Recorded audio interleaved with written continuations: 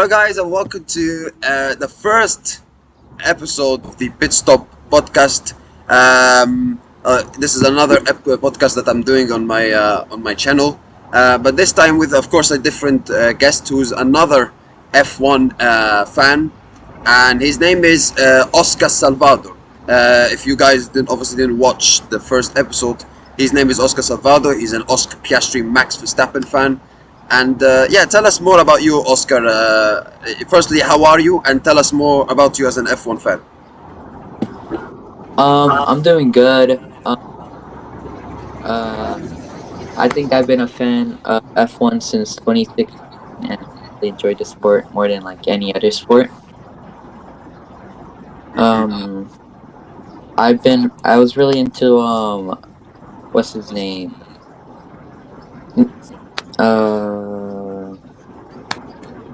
Uh, Nico Rosberg. During his time,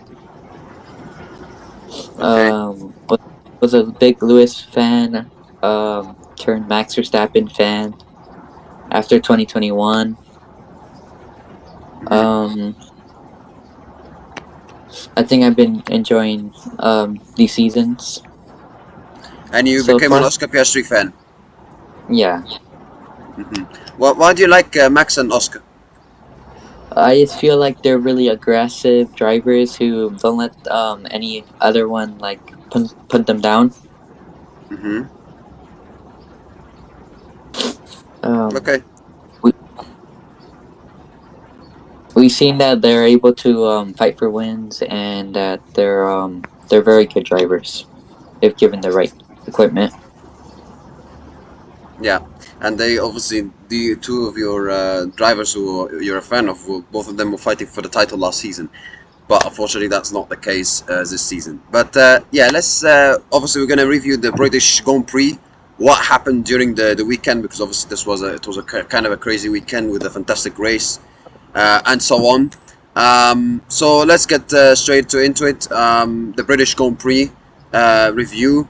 Firstly, Oscar, what did you make of the race and also the sprint January as well? Because especially it was a Silverstone always delivers, and surely it did deliver. What did you make of it? I felt like today. Sadly, the mechanical problems ruined his race. But he was like the main star.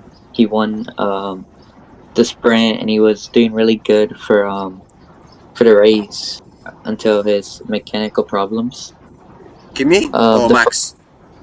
huh? Kimi or Max? Kim, Kimmy. Okay. Okay.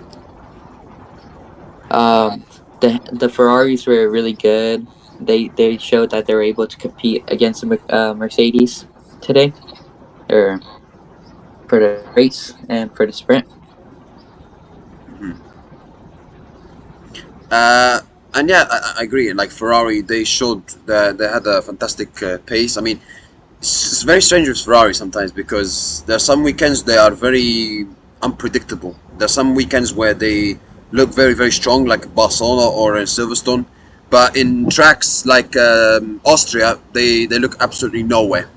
But this weekend, you have to say they were very strong. Lewis Hamilton got pole position, sprint pole position, but then after that, Kimi Antonelli overtook him to win the sprint. Kimi Antonelli had a fantastic pole position in the qualifying, followed by 2-3 Ferrari. And then we saw a great start from the Ferraris at the start, and then Ferrari obviously went on to have a great race, and Leclerc won his first race win since Austin 2024. How much of a big win is this for Charles Leclerc? Do you think, Oscar? Do you Um, think, considering because he's had a lot of struggles, and he didn't win a race for a long time? I hope this is the race win he was looking for, like something like boost his confidence for more wins in the future. So I feel like this win is really important for Charles Leclerc, just for like not even just for points, but also for his confidence. So, why do you think? Obviously, Leclerc, like you said, this hopefully it will be support for his confidence. Do you think we're gonna see that from Leclerc in the future? Do you think we're gonna see like better performances from him in the future? Do you think he's gonna kick on and improve from that, or you think this was like kind of an outlier and Lewis Hamilton get back to his best? We've seen it from Charles. We know he could compete for wins. We know how good he is. So I feel like this is what he needs. This is like the confidence. I think he's gonna perform really good in the future. Okay. So obviously, Ferrari. They had a great weekend, winning the race, of course.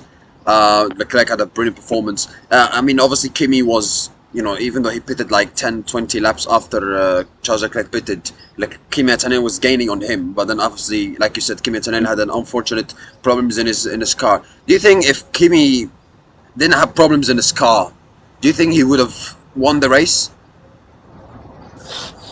I I think he could. Um, I think he could have. Hmm. Kimmy's a really fast driver. I think he could have. Okay. And now after this, not DNF, but obviously the unfortunate moments that happened against Kimi Antonelli. Kimi Antonelli is now 5 points clear, only 25 points clear of George Russell. Considering George Russell's like kind of not best performances recently, Kimi Antonelli is now within a race win, and he's now 32 points ahead of Lewis Hamilton. Do you think Kimi has it? Even despite his let's say bad luck in the last couple of races, do you think Kimi still has it in his control of winning the championship, or you think like there are things that are starting to affecting him which could stop him from winning the championship, and especially that could help George Russell and Lewis Hamilton get back properly, get it back in the fight and catch him? If we see more of the Mercedes problems like we've been seeing all throughout the season, I feel like the Ferraris are able to catch up. But other than that, Kimi has done nothing more than fantastic with these races. I just feel like the Mercedes has not been there for him, as Kimi has been there for them. I feel like Kimi is like a fantastic driver. He's driving the car like to the max, beating George Russell mostly every race. Um, I'd love to see Kimi in a reliable car, but other than that, I feel like there might be some problems with Mercedes that Ferrari might be able to catch up to. Other than that, Kimi's driving really good. So you think the only thing that might cost Kimi from winning the title is the reliability and bad luck? That's it, nothing else. Yeah. Okay. Right. Obviously, Kimi didn't have the best luck. Max Verstappen also didn't have the best luck. He finished third in the sprint, but then he had a really difficult race start, and that once again is due to probably Red Bull's problems, because not only it happened to Max, it also happened to Hajar, whereas the bad starts happened because of the engine not responsive to the car. And Max also didn't have the best qualifying, the best race result, and obviously he could have got a podium, but at the end he crashed because of a rear-wing failure once again. Like what do you make of like Red Bull's continuation of problems? Because sometimes when we see Verstappen making like lose positions or crashing, we may think like it's Max Verstappen's fault or whatever. But when you constantly see it, you surely can't think that it's not nobody's fault other than Red Bull themselves, because they keep making those kind of mistakes. Like what do you make of Verstappen's bad luck also this weekend? Um, I felt like yeah, they said it was a real ring problem, right? Yeah, like Austria last week. Yeah, I feel like this can't be like happening for the Max sake. I feel like even for his safety, if this keeps happening, we don't know like what type of crash might happen. So yeah, I feel like Red Bull needs to like find out like what the problem is and fix it. Cause I feel like Max is not very happy with these problems. Hmm. So I mean, there's obviously not only he had a bad luck in this weekend, also with his crashing. Do you think this bad poor start of the season for Red Bull, because Red Bull brought in upgrades for Austria, and that was supposed to make them better, and it hasn't really, to be honest. Even though maybe Austria race pace was quite good, generally they still have the same problems. Now we've got this. He had this bad weekend in Silverstone, and there's rumors of him that there's tension between him and the Red Bull camp in terms of his future. Do you think he's gonna leave Red Bull at the end of this season, or do you think he's gonna stay at Red Bull for a long time, continue to stay at Red Bull for until the end of his career and contract? Well, what I think is gonna happen, I think Max Verstappen's probably gonna stay with Red Bull.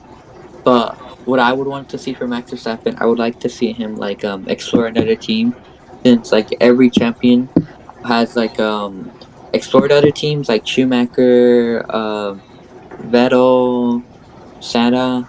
They all explored other teams, and maybe that's what Max Verstappen's missing. So, so if you think you would love if you said that you would love to see him leave, even though you said you think he will stay, you would love to see him leave. If you would love to see him leave, where do you think you would like to see him? McLaren, Mercedes? Well, where I would like to see him, I would love to see him next to Kimi in the Mercedes. But probably the most like believable thing would probably be in McLaren somewhere. Hmm. Right. So you think so you would love to see him at Mercedes or McLaren? Yeah. Okay. Right. Now, let's move on to. I mean, Hamilton. He got sprint pole. He finished second, and he didn't have the best race, even though he got the podium. It could have arguably been a Ferrari 1-2.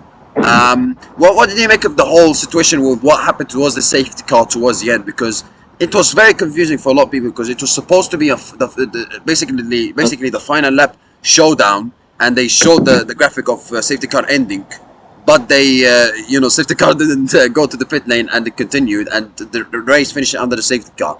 And they said it showed the safety car was ending because of the software issue, according to the FIA, which is, of course, nonsense. But what do you make of the whole shenanigans that happened towards the end? Because it was supposed to be a one lap showdown. I felt like I don't know if that would have been enough for George to pass Charles, since we know Charles is not the worst driver. He's pretty good, and I don't think he would have lost the position in one lap. So I felt like no matter what, I felt like Charles was gonna win that race. Um, I don't think that was the right decision on the FIA. But you know it happens. Um, What? Why? and Why do you think? Yeah, continue. but I don't think it would have affected any of the top drivers one more lap, but maybe it could have.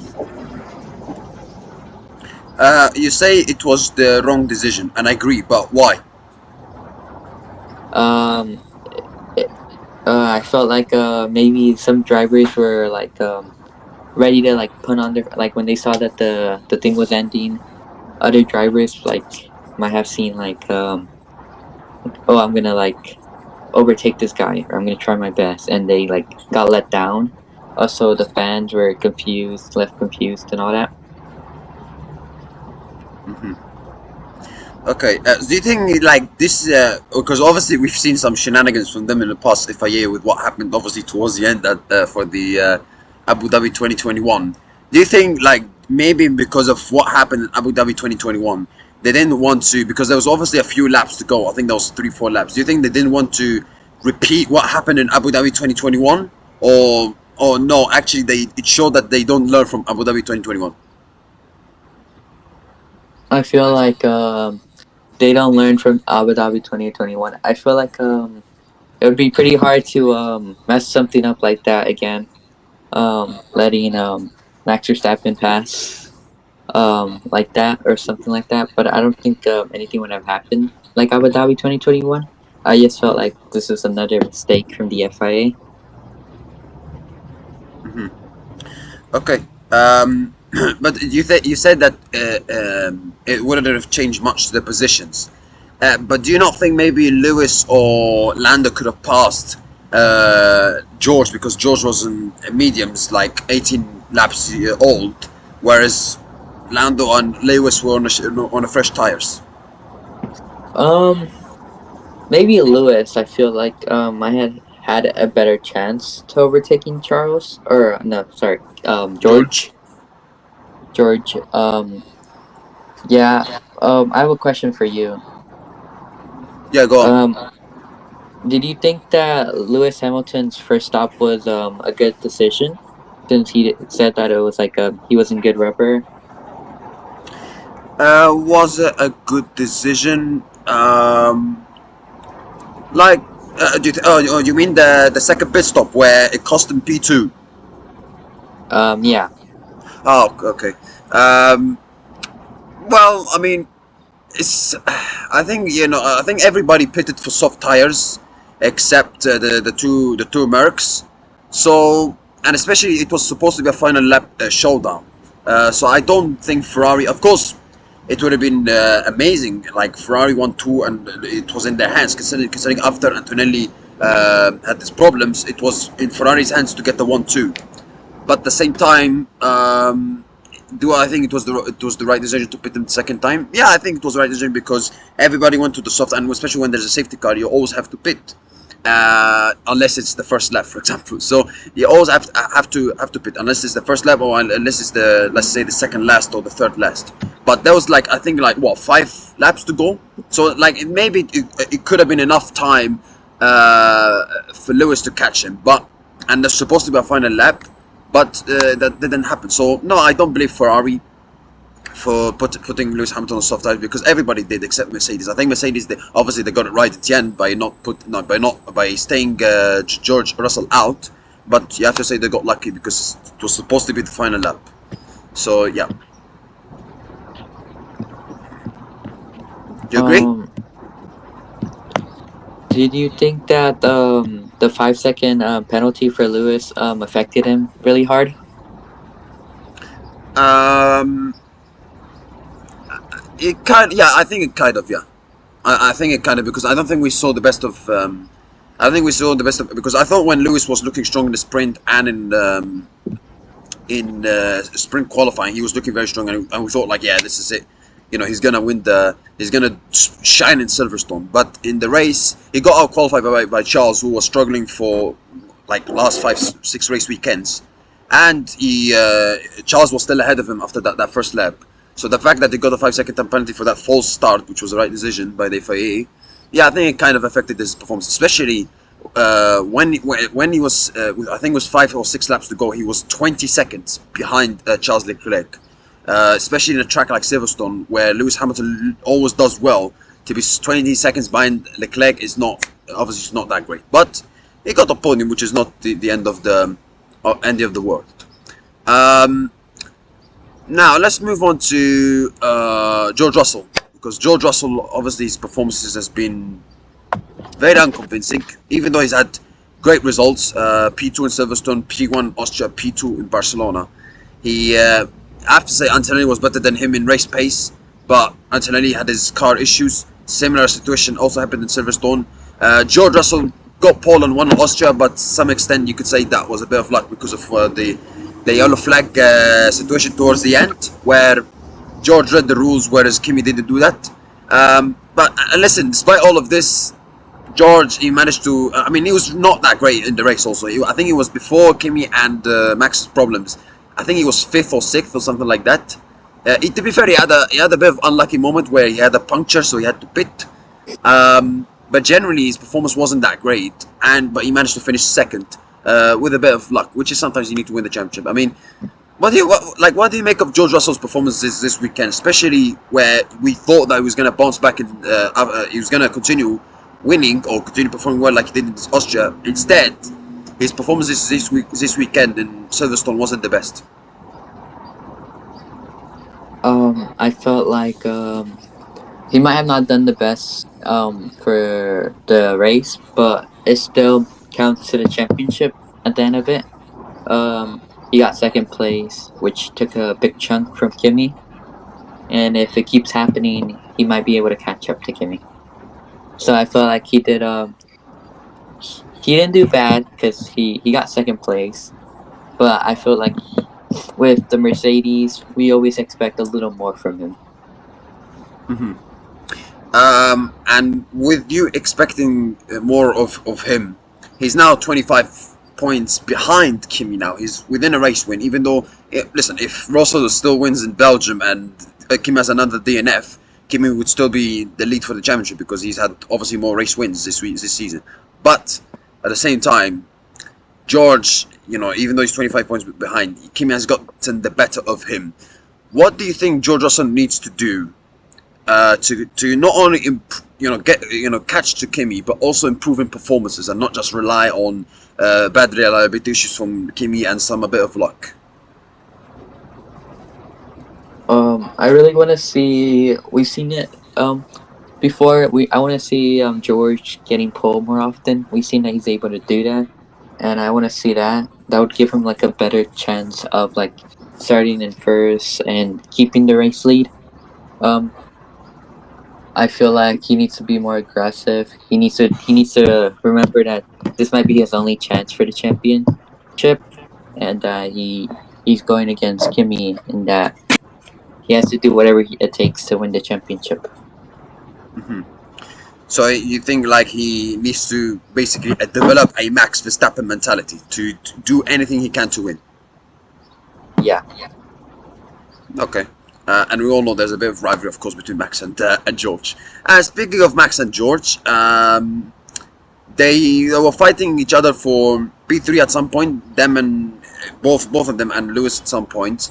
Um, and then, despite but obviously Kimi and Max had their problems. Lando finished P4. McLaren and Lando didn't have the best race. I mean, Lando did quite well in the sprint, having a great start and finishing P3, and he did also quite well in the race, even though it wasn't the best performance in terms of the car pace-wise from McLaren. Do you think Oscar? Obviously, Lando is, I mean, many points behind the World Drivers' Championship first position behind Kimi. But do you think Lando has been very underrated with his, let's say, performances and getting most out of the car of McLaren, where McLaren, you could say they've been the third, fourth best, fastest teams this year? Do you think he's been very underrated considering he's been performing really well? Yeah. I feel like it's just the car holding him back from shining. But I feel like other than that, he's been doing good with the car he has. He's been um he's been in the podium a few times, I think, Yeah. and I feel like the car is just letting him down. Yeah. Well, the even though the car is letting Lando down, it doesn't affect him a lot. He still gets the best out of it to some extent. Whereas it's not much of that case from Oscar Piastri, because Oscar Piastri, obviously his performances, except outside Japan, his performances have not been the best. He had a bit of a moment between him and Lawson at the start. Firstly, what did you make of the incident between Piastri and Lawson this in that first lap, which made Piastri like way down? And why do you think Piastri has been struggling a lot this season? I feel like I feel like I think Oscar only shines really when he has the best car or like a good car, and I feel like he struggles a little more when he has to adapt to the car. We've seen it in like I think it was 2023 how they didn't have the best car. Mm-hmm. Was it 20? Yeah, I think it was Yeah, 2023. We saw 2020, that they didn't have. 2023 and early 2024. Yeah, they didn't have the best car, and we saw how Lando was beating Oscar mostly every race, if I'm not wrong. Yeah. But So, yeah, continue. we wait we seen how Oscar could beat Lando sometimes with the right car, right conditions. We seen that last year, but we also seen him mess up as the car got worse throughout the year. Hmm. So you're saying basically, even though you're Oscar Piastri fan, you're basically saying Oscar is only good when the car is great. Well, I'm saying that if You give Oscar and Lando a good car, I feel like Oscar might be able to beat him. But if you give Oscar and Lando a mediocre car, Lando's gonna probably beat him. Okay, quite interesting. And I think that's fair because I think what we saw the best of Lando was when he was driving for McLaren 2021, 2022. He was able to get podiums and he was able to get pole positions like he did in Russia. And this season he's been doing really well. But sometimes when he's listen, he won the championship last season. Don't get me wrong, but when you see him at the best car, sometimes he delivers and sometimes we don't see the best version of him. Whereas Oscar, we mostly see the best version of him when his car works. So I think that's quite fair from you. But what did you make of the incident between him and Christian Lawson at the start? Um, it really affected Oscar. It gave him front wing problems, right? Yeah, front wing problems. Definitely took him off from like getting any podiums or fighting for any podiums. Um, I I forgot about the incident. Who was at a fault? Lawson. If you Larson, yeah, that really affected Oscar's race. Uh-huh. Um, and Larson's, I guess. Um, yeah, I felt Uh, like Oscar might have been able to fight for fourth with Lando or something like that if it wasn't for the problems. But he also did have a bad start. mhm. Who, Lando or Oscar? Both. I don't Okay. think they had the best. Yeah, because Lando lost. I believe Lando lost positions to Max and Oscar, but because of the situation that happened between Oscar and Lawson, that changed very quickly. So Mhm. yeah. Now let's move on to now, obviously like back to the drivers' championship. Kimi is obviously 20 is within a race win of George. And we talked about Kimi. We talked about Kimi. We talked about George. Let's talk about Lewis Hamilton because Lewis Hamilton is now 32 points behind Kimi. Do you think this weekend for Lewis Hamilton was kind of a missed opportunity to take advantage of Mercedes not winning? Because when Mercedes don't win, you have to be the first person to capitalize on it if you want to win the championship and beat the two Mercedes guys like Verstappen did last season, where even though he didn't win the championship, he was capitalizing on it.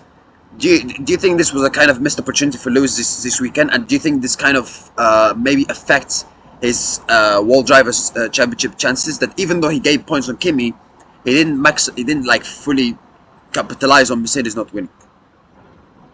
Yeah, definitely with his 5 second penalty, which has no one to blame but himself. I feel like this was a very big opportunity. Even if he got second, um, he would have still like got a bigger chunk of the championship from Kimi.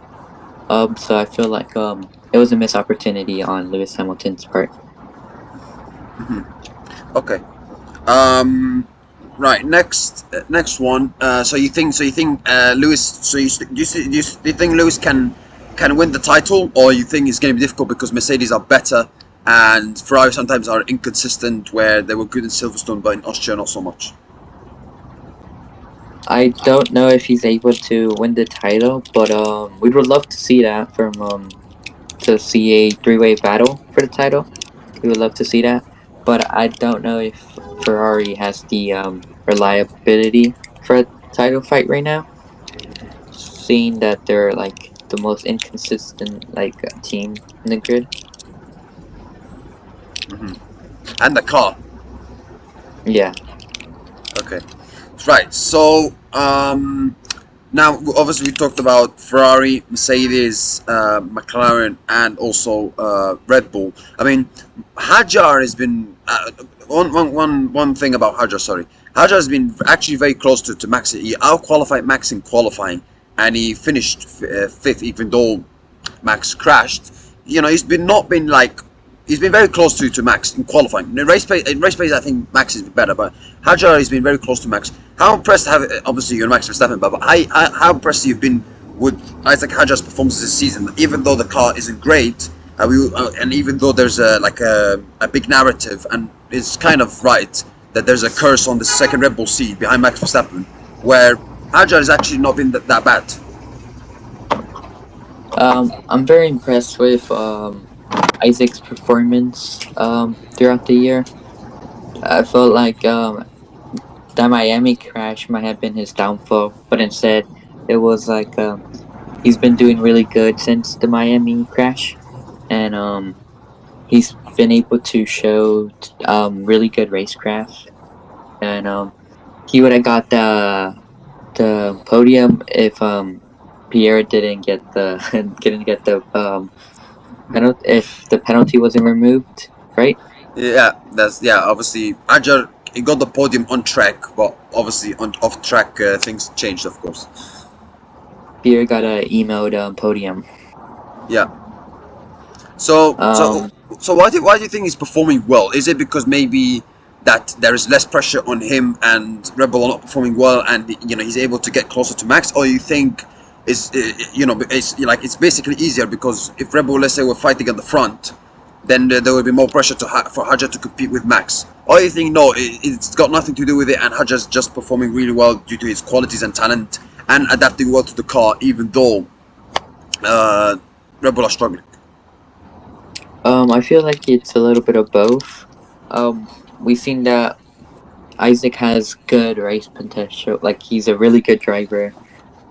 He got a podium last season, right? In Sandboard, Yes, correct. and I also feel like he's not expected to compete in the best. So I feel like that definitely takes the pressure from him, and he's able to just put his head down and drive. But it's like a little bit of both of Okay, not having the pressure and an amazing driver he is. okay. VCARB, another very, very, very impressive performance. They finished sixth and seventh. Lawson performing another fantastic weekend. He not only picked up points in the race, he also picked up points in the sprint. He finished eighth and he finished above Hajar. Um, Do you like? Obviously, Lawson's been absolutely fantastic this season. Especially the amount of not only him, also Vika. Vika has been exceptional. Lindblad has been exceptional, and Lawson has been exceptional, especially double points finishes. Um, do you think? Obviously, Vika are now what 1 point behind Alpine, and Alpine have not been the best since Monaco. Do you think it's a matter of time where Vika will pass Alpine in the constructors, considering how well they've performed? And secondly, how impressed you've been with the performances of Lawson and Lindblad? Um, yeah, I'm very impressed by Larson and Lindblad. Larson has been able to show that he's the best of the rest in the midfield. And then Lindblad, he's his first season. He's not drowning or anything. He is like right there with Larson. So I can't wait to see Lindblad's future in F1 since he's doing really good right now. Yes. Very impressed by the team.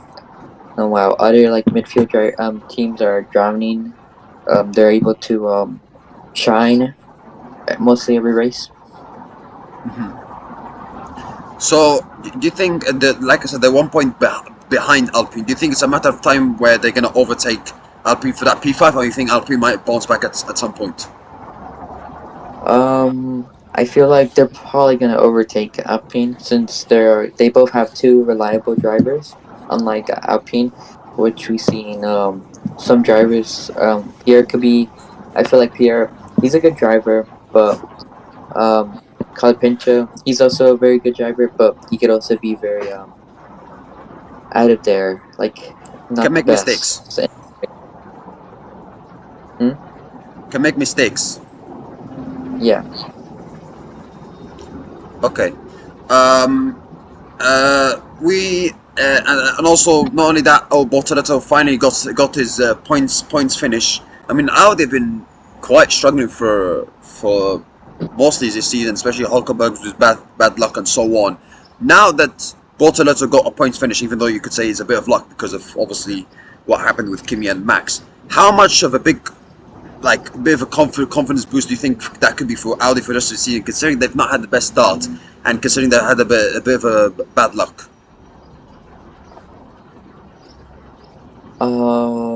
I feel like this might be their little shine that's like might give them a little bit of a boost for more points finishes in the season. Um, I really want to see both drivers do good. I love Huckenberg and Gabby. I feel like they're both really nice drivers. Um, and I can't. I hope this is what they were waiting for a boost. So I think this will help them going forward. I hope so. Yeah. Okay. Right now, let's move on to. There was some news by the way, in the paddock that on Sunday it was the first time a person that was in F1 paddock since in Silverstone since Silverstone last year, and that man, of course, was Christian Horner. He was last season sacked by Red Bull in a very, in my opinion, that was a wrong decision to sack him. But he was back in the paddock, and he was kind of exchanging, from what I heard, exchanging from Adrian Newey and some of the mechanics of Red Bull and so on. And you know, and I think today is exactly the same date. Today is the 9th of July 2026. Last year, 9th of July 2025, Christian Horner was officially sacked by Red Bull. So 1 year on, he was sacked by Red Bull. So do you think Red Bull have, since Horner got the sack, do you think Red Bull have gotten better, or do you think they've regressed under Mekis? Well, I feel like we can't judge too quick. It hasn't been that long, and that we still have a lot to see from the Red Bull team. Um, but I feel like they've been going down, but I feel like they're laying their foundation for the future right now. Okay, fine. Um, so you think even though they've struggled this season, they can still have things to be positive about next season, about the future. Sorry. Yeah. Okay, but do you think that might not affect that good prospect of future if Max Verstappen leaves? Um. Well, they could we can maybe see another if Max Verstappen leaves. We could see maybe another Max Verstappen come in or another Sebastian Vettel. Like um Okay. we've seen how Red Bull very strict with their drivers and how they expect only the best. Okay, fine. Um, and speaking of Christian Horner, there's been rumors of him. It's not officially confirmed, but there's been rumors of him, going to Aston Martin, going to BYD if they're gonna join as a 12th Formula One team. And also, there's rumors of him obviously taking over Alpine or having a stake. And speaking of Christian Horner, Mohammed bin Sulayem, the FIA president, he was asked about Christian Horner because he met him on Sunday. He said that Christian Horner will come back to Formula One. It's not my job to say where, even though I know it's up to him to say it. If Christian Horner is going to come back to Formula One, where do you think most likely is gonna cut? Which team most likely is gonna go to? Well, I feel like Audi are looking for new people, and I feel like No, they've got Benotto. oh um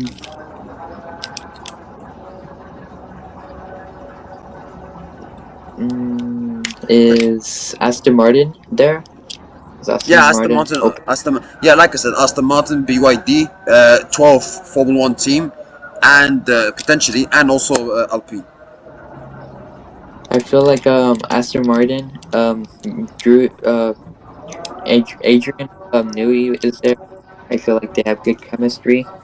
Um They have good resources, and I feel like Christian Horner is a very good team principal, as we've seen with Red Bull, giving Mhm. championships to Max Verstappen and Sebastian Vettel.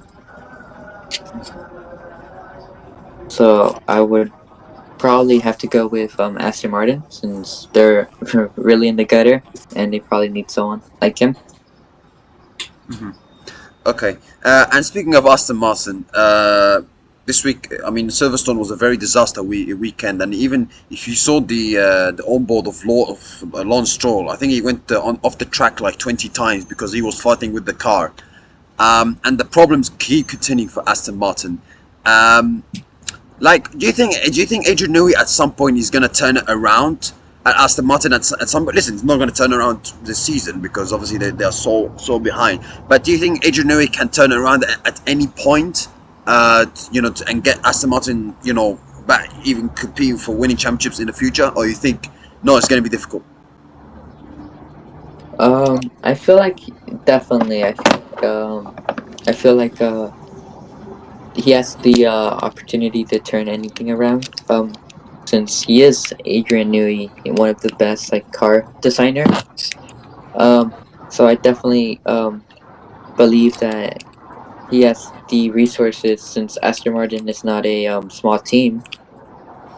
Mhm. Um, to turn something around and in the future for the team. Okay.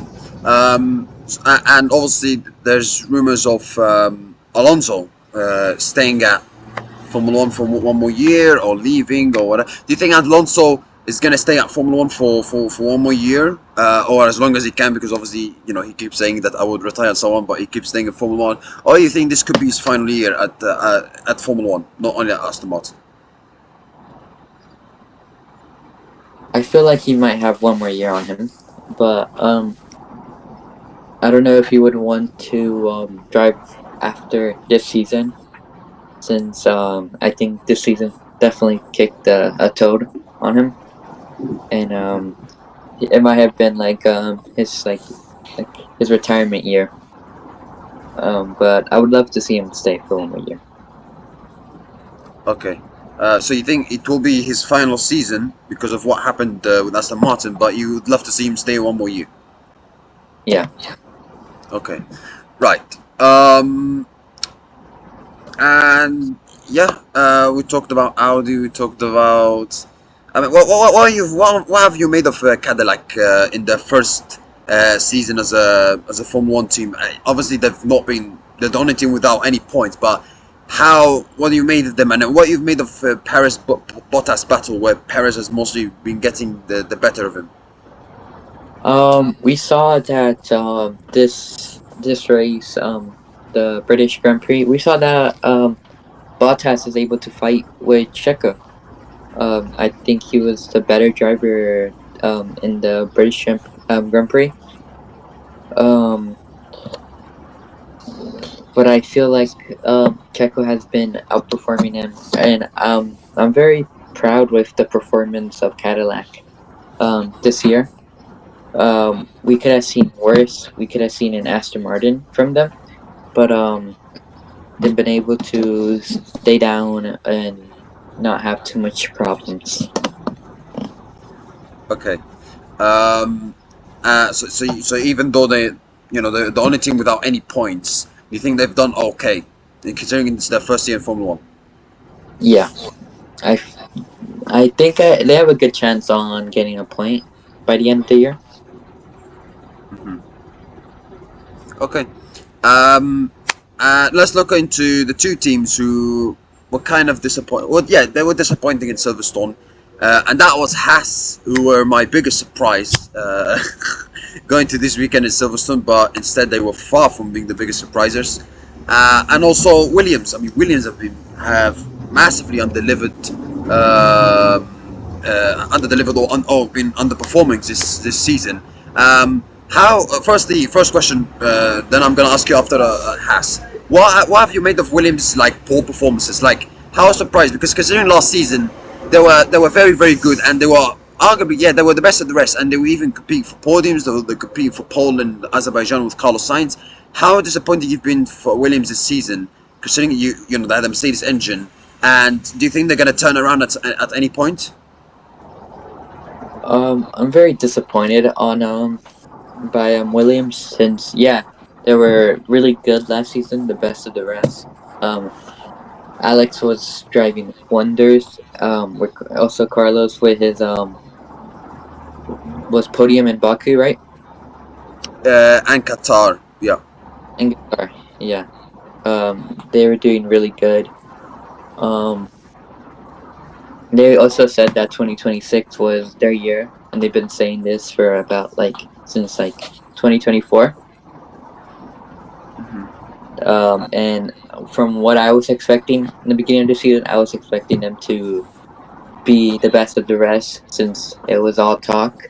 But it was a big letdown after a few races. They weren't able to fight for anything, and that their car wasn't the best. So a very big letdown from what they were saying is gonna happen. Hmm. And do you think they're going to turn around at any point this season, or you think it's going to be very difficult? I think they have the chance with they have two talented drivers. I definitely think they have a good opportunity to turn it around. Hmm. Okay, and what about Haas? I mean, Haas they started preparing for 2026 regulations since the mid of 2024.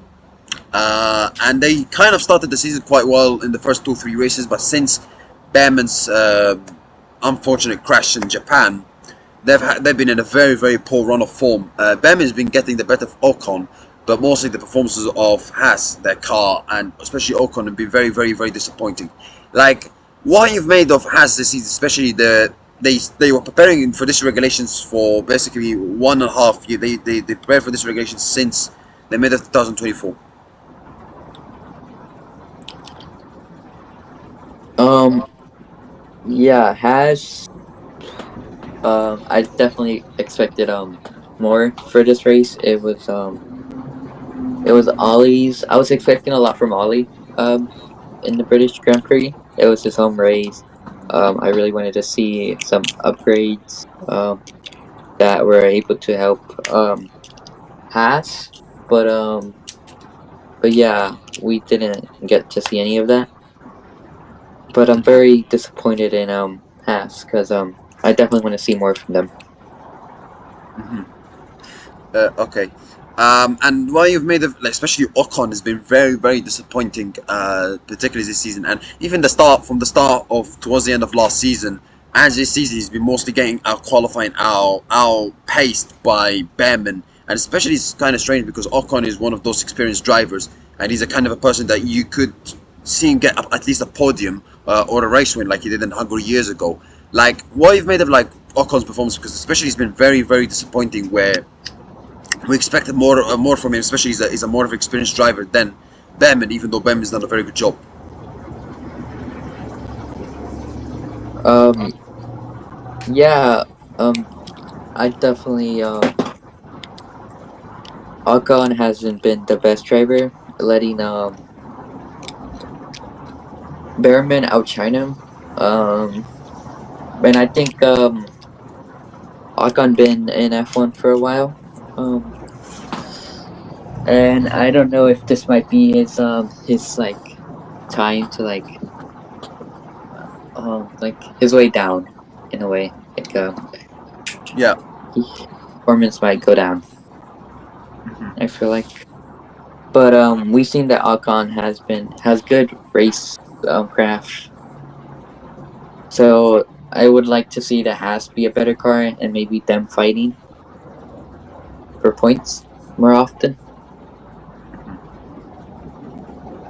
Okay.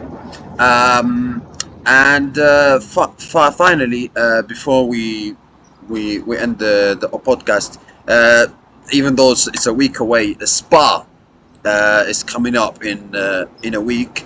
What do you make of Spa as a track? Do you think it's unfair for the FIA and Formula One to rotate it because I think they rotated like Spa. There's years that that there's a race in Spa and there's a years there is not a race in Spa. Do you think it's very unfair and not right that they rotate Spa, especially, or you think it's the right decision?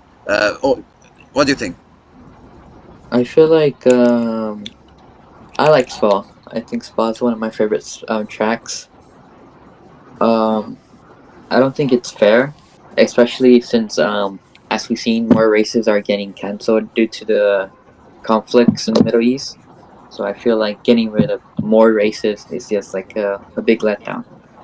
And Spa is a good race. Definitely was confused what happened last year with all the rain things.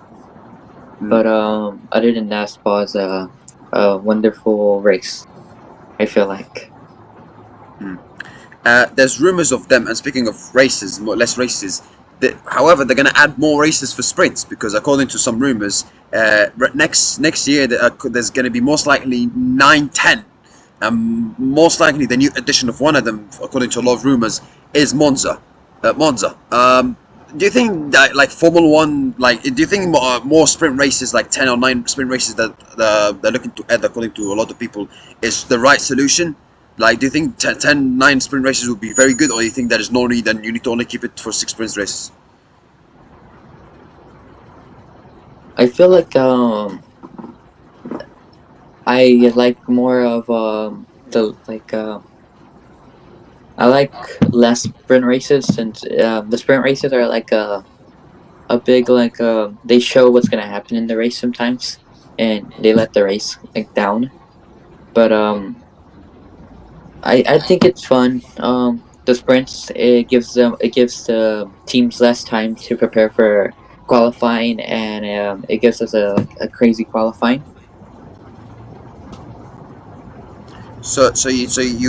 Even though they're gonna add 9, 10 they're gonna have like 9, 10 sprint races next season. You think that's okay? That sits right with you?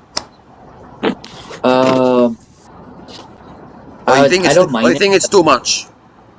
I don't mind it, but I feel like it's too much. Okay. Okay, fine. You have any questions, Oscar, to ask? Uh, Let me think. Mm, I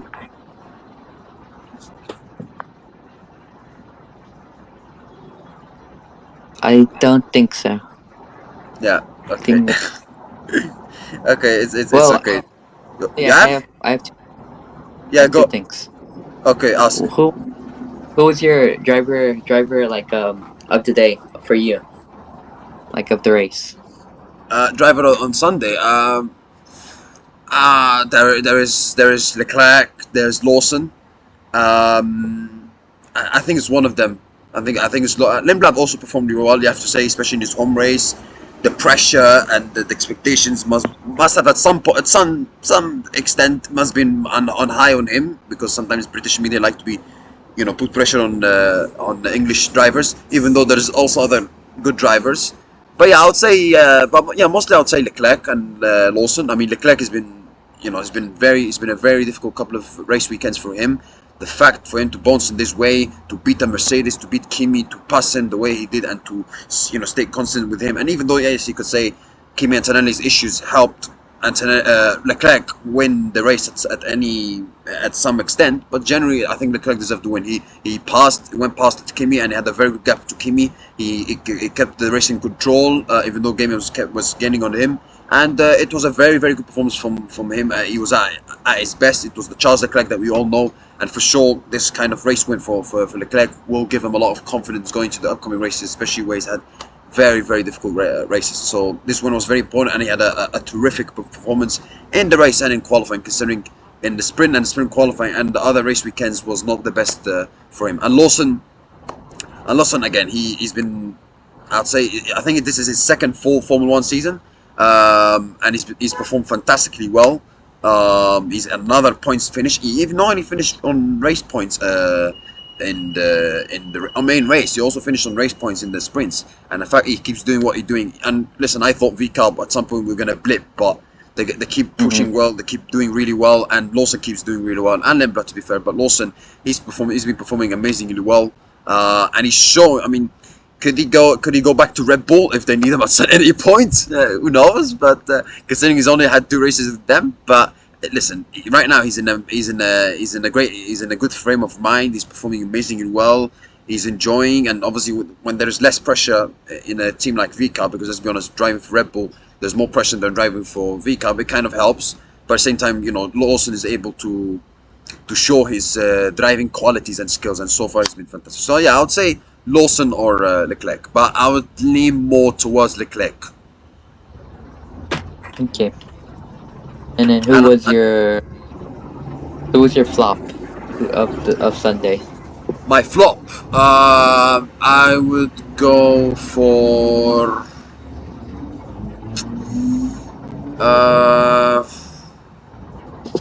I would say, even though he finished second, I would say Russell, because I don't think he had a very good performance. You could say Oscar Piastri. Oscar Piastri didn't have his, even though yeah he was unlucky with the, like I said, at the start with what happened between him and Lawson. He didn't have a great weekend. He didn't have a great weekend in the sprint and sprint qualifying. I think he finished 8th in qualifying. So yeah, I would say not maybe Russell, but at least he finished second, even though his performance generally this weekend wasn't the best. So I would say more towards Oscar Piastri, or if I can say a team, if that's okay, I would say Haas, because Haas again they underperformed once again. So I would say Haas or Oscar Piastri himself, but I would lean more towards on Haas because it's the home race of Ollie Behrman. I expected them to, even though they had poor race weekends, last races, I expected them to bounce back in Silverstone, but they didn't bounce back and they had another poor weekend. So I would say Haas or Oscar Piastri, but I would lean more towards Haas. Mm-hmm. Okay. Okay, Yeah. that's it, guys. Thank you very much. Thank you very much, Oscar, also for asking questions. It shows that you like to challenge me sometimes, but that's fine. I also ask you questions, so it's fair enough. Thank you, Oscar. Wish you had a very nice day. And thank you, guys. I hope you enjoyed our episode, and see you next time for the preview of Spa. And have a nice day. Goodbye.